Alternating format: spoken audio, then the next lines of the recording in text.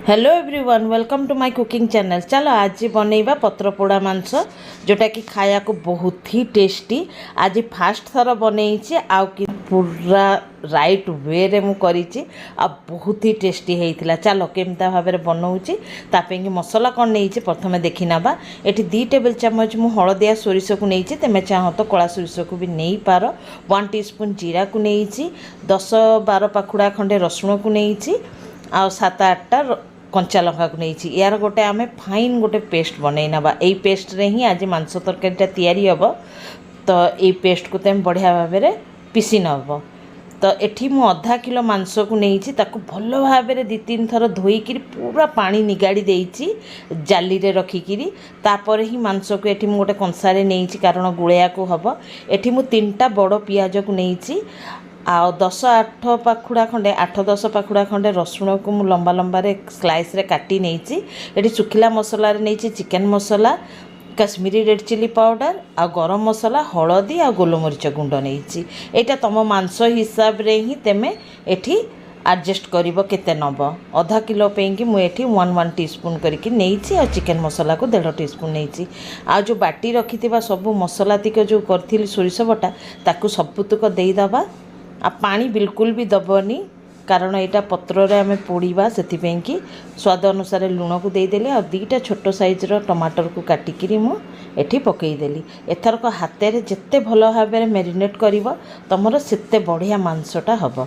एठी मु हाराहारी 3-4 टेबल चामच खंडे सोरिष तेल को दे दूची। एठी कंचा सोरिष तेल देइछि, तेमे चाहो तो गरम करिकिरी ताको ठंडा करिकी मध्य नहीं पार, जदि तुमको माने रस स्मेलटा भल लागु नथुबो सोरिषर। मु एठी कंचा ही नहीं, कारण टिके ना पत्र पोड़ारे टिके रस स्मेलटा आसिले ही बेसी भल लागे, ऑथेंटिक स्टाइल लागे। जेहेतु गैस चूल्हा रे आज मु माटी हांडी रे पोड़ीबी, तो सेतिपई कि मु रस स्मेल आनिया पे कि ही कंचा सोरिष तेल को देइछि। मो हस्बैंड कहउथिले कि माने चूल्हारे गरम करके सोरिष तेलटा दे, किंतु मु कहली नहीं, आज ऑथेंटिक स्टाइल रे करूची तो मु कंचा ही देवी। एठी मु बारी फटाफट रे ताजा ताजा कदली पत्र को तोलिकी नहीं आसिली। नहीं कि आसला पर एठी मु भल भाव धोईकी ताकू निआर देखई दउची, ताहाले कोन हबो ना नरम हेइ जिवो। एठी गोटे लेंबू को मु चिपुड़ीकी देदेली। देईकी एको आम माने कम से कम आधा घंटा रेस्ट रखिला परे तापर एको आमे पत्र रे दे दउचे। तुम पाखे जदि कदली पत्र न थाए तो तुम शाल पत्र रे मध्य देईकी एको बनई पार। एटी देखुथबो मु सब पोछि पाछिकी देई साइले, एते तो कोनोसी पानी रो यूज हबनी।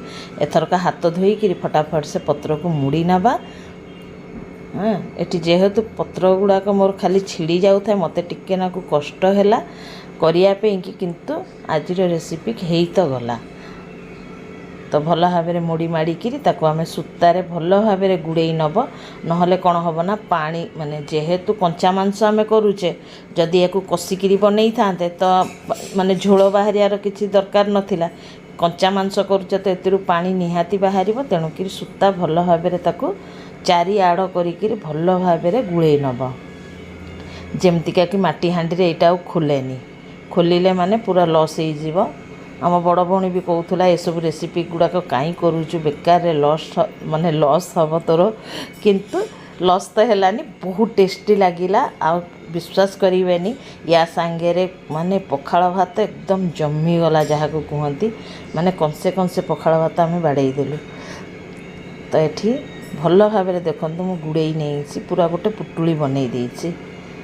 जेहेतु कदली पत्र को सेकी देइथिली तो सी पूरा नरम हो जाइछि, तेबे भी फाटी जाऊ थाए कदली पत्र। एठी मु 1 टीस्पून खंडे सोरिष तेल को देईकी पूरा माटी हांडी रे गुड़े दउछि, ताहले कोन हबो ना पत्रटा हमर जळीबनी तळु, माने भल भाव में हेइ जिवो। तापरे आमे पत्र जो धोईकी रखिथिला आ पत्र सब तळे बिछेई दउचे, कहीं गैस रे माने डायरेक्ट हिटटा पड़ो ना। तुमर जदि माटी चुली होता अंगार भितर गलई दे था तो तार माने टेस्ट अलग किसी। ये जेहेतु माटी हांडी रे मुझे पोड़ुची तो से मु तले कदली पत्र को दे देइछि।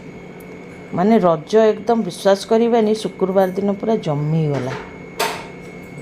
एठी पुटुड़ीटा जो बनई थी ताकू थोईदेली थोईकी मुझे कम से कम आधा घंटा पे लो टू मीडियम रे रखिकी आंच को रखीदेली रखिला पर तुमको खोलिकी मुझे देखी एठी तुम देखिपुव गैस रो फ्लेम को एतिकी ही जोर रे फ्लेम को रख बहुत जोर रे रखबनी ना से पत्र उतर भी सब पोड़िकी छाई हो तो एठी देखंतु आधा घंटा पर मु तुमको खोलिकी देखौछि तलर पत्र गुड़ा भी भल भाव माने जलिनी जलिछि तो तल गुड़ा जली जाइथिबो बहुत जलिनी एको आमे नेउटेई दबा बहुत गरम अछि तो मु हैंडल करि पारुनी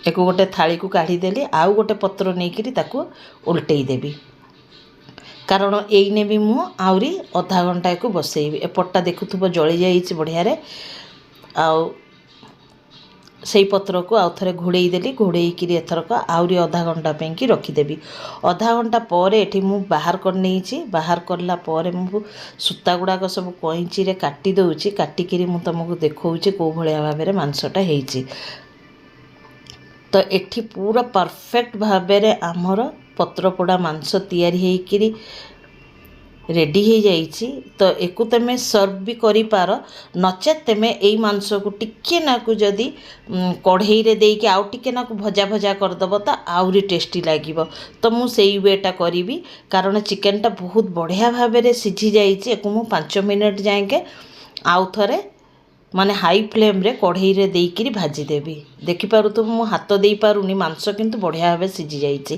तो एठी मु 2 टेबल चम्मच आउरी सोरिष तेल को देइकी गरम करिकिरी तापर कढ़ई को ढाली देली आउ एको उलट पालट करके आउ टिकेटा नाकु पोड़ा पोड़ा भलिया कर देवी एठी देखुथुबो तेल पूरा सेपरेट हबक लागि जाइछि मांसर कलर भी बहुत सुंदर चेंज हो जाइछि जोटा कि चाखना रूप रे भी खाई पार किंतु मु तो आज पखाल रे खाइबी